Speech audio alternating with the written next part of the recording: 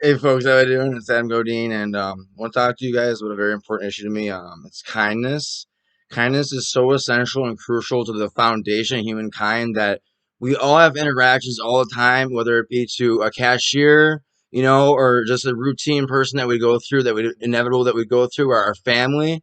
That how we interact with each other completely changes the dynamic of ourselves. That if we're speaking to each other with positivity and we're speaking to each other with encouragement and kindness, that has a domino reaction where that person will literally feel better. Their level will literally increase. When I say level, like their level of spiritual progression, they will feel better. And when you're showing this kindness to someone, they will feel better. It's healing.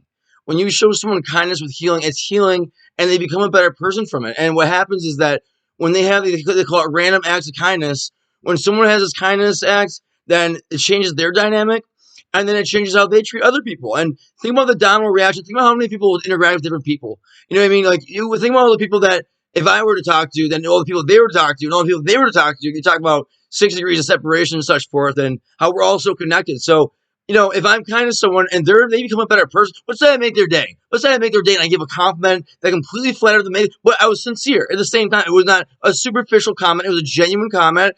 And what if that made their day? And as a result, what if they were having a bad day earlier? What if it helped make their day better that was already bad? What if they took that energy, they took that upliftment, and they made it something better? They made it something greater. They went off with it, and they changed the world to a better place because as a direct result of you. So I want to discuss just how connected we really are, and that every single one of our actions with another person reverberates this domino effect. I mean, I'm sure through one of your second cousins, you know someone who knows someone who knows someone who knows Kim Jong Un. Like that's how we're connected we are, and people don't really understand this. I mean, a lot of people understand. I don't want to sound dismissive or condescending. I mean, a lot of people are aware of this, but I think people should be more aware than they already are. Not to sound like a condescending.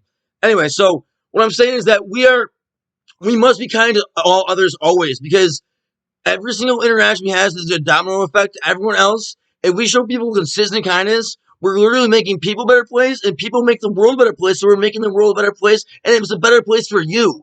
And in some ways, it's kind of a selfish thing because you're making the world a better place for you. Wouldn't you want to live in an easy world where there's no drama? You just stop the S and just do your thing. You know what I mean? Stop the BS and do your own thing. Wouldn't that be nice? You just do your own thing. I think with kindness, when you're allowing someone to feel better, when you're allowing someone to feel better and you bring them to another level and they're helping other people, it's this profound thing where now every single person they interact with is feeling this upliftment, that we're so connected to humanity that every act of kindness is a ripple wave. And it's a ripple wave to everyone as a whole. And so I think that, especially with the pandemic and with tempers are high in some cases and emotions are running deep, that it's easy to mince words that you normally wouldn't say in person or say even on the phone, but you may text it.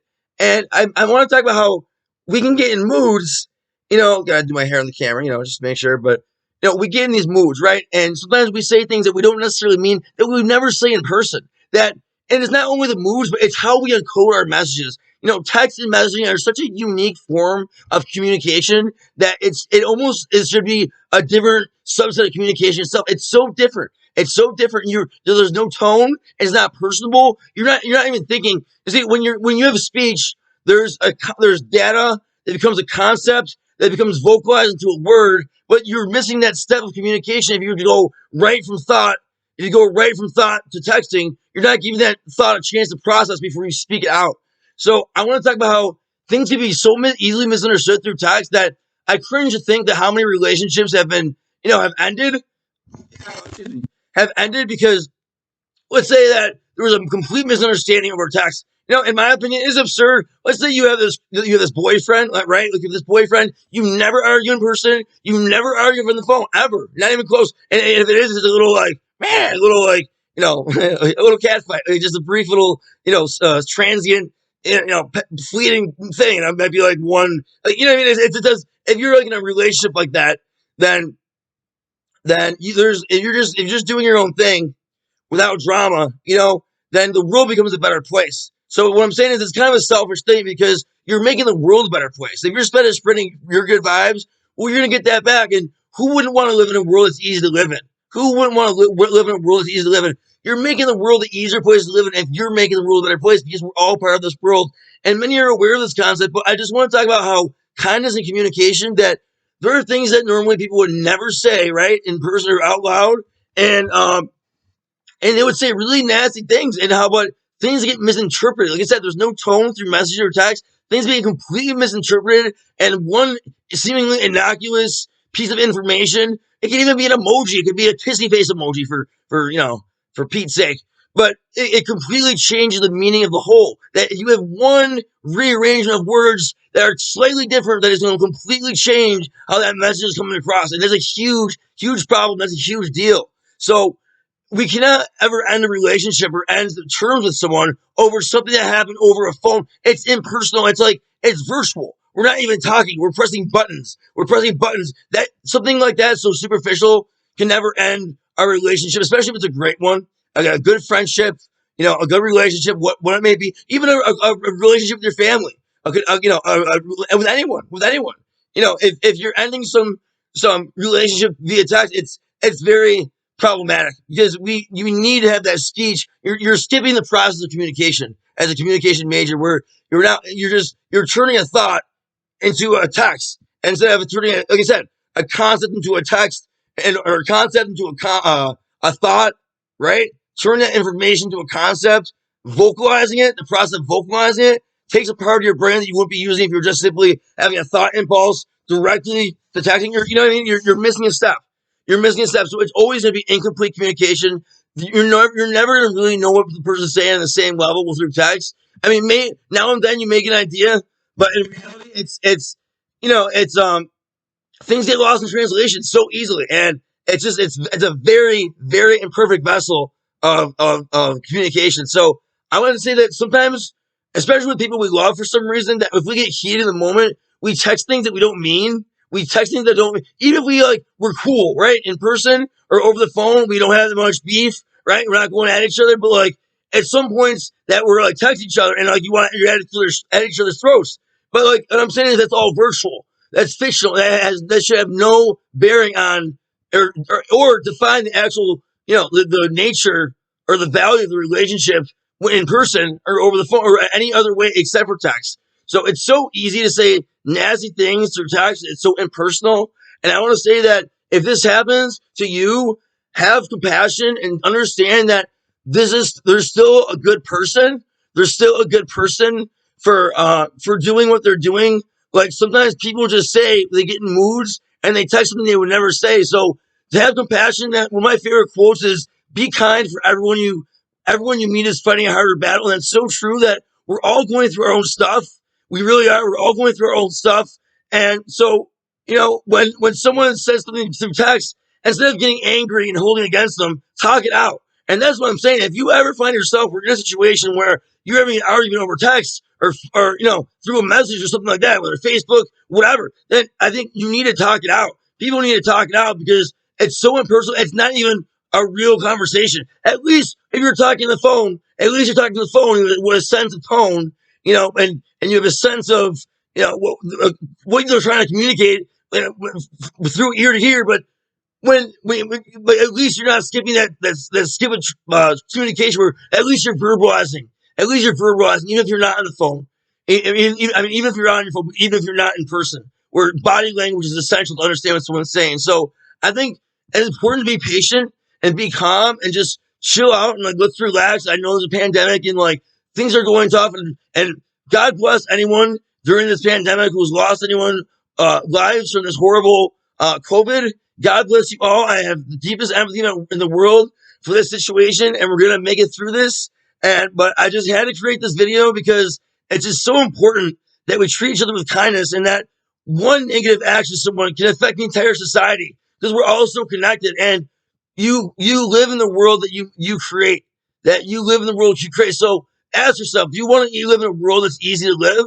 Then just make it a better place, or do you want to make the world harder on yourself? So if you want to make the world harder on yourself, then be rude to people, be unkind to people, say nasty things. But if anyone is misunderstanding through text, it's important to be constructive and talk it out, and not antagonize and continue to combat each other over a text message, that will lead to nowhere. That if this ever happens to you or a situation, you need to talk it out. And I'm not talking about a romantic relationship in any relationship.